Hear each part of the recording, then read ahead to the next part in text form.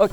L'enseigne Zara a retiré une campagne publicitaire à cause d'un énorme tollé sur les réseaux sociaux. Je t'explique pourquoi. Début décembre, la marque lance une campagne publicitaire sur les réseaux sociaux. Sur des photos qui sont aujourd'hui supprimées, on voit un décor poussiéreux, des murs qui sont abîmés et des corps enveloppés dans des draps blancs. Et sur une des photos, on voit une mannequin porter une statue qui est enveloppée de draps blancs. Mais sur les réseaux sociaux, il y a des gens qui trouvaient que ça ressemblait un peu trop à des images en provenance de Gaza. Certains ont fait des parallèles entre les statues enveloppées de draps blancs et les corps des victimes palestiniennes dans des linceuls, comme le veulent les rites funéraires musulmans. Et ça n'a pas du tout passé. On compte plus de 18 000 victimes palestiniennes depuis le début de la guerre, selon le ministère de la Santé de Gaza. Une grande partie seraient des femmes et des enfants. Certains ont accusé Zara d'insensibilité.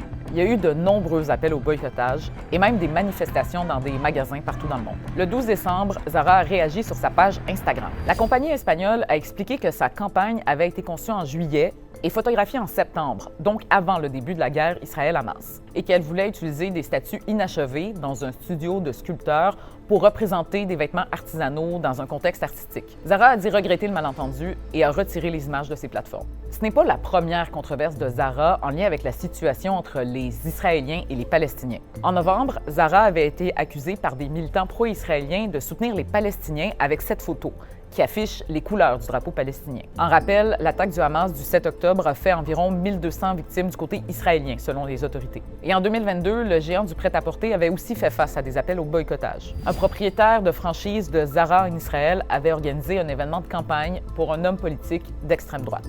Et ça ne touche pas que Zara. Depuis le début de la guerre Israël-Hamas, on voit de nombreux appels au boycottage, par exemple pour des entreprises qui sont accusées d'être trop proches d'Israël.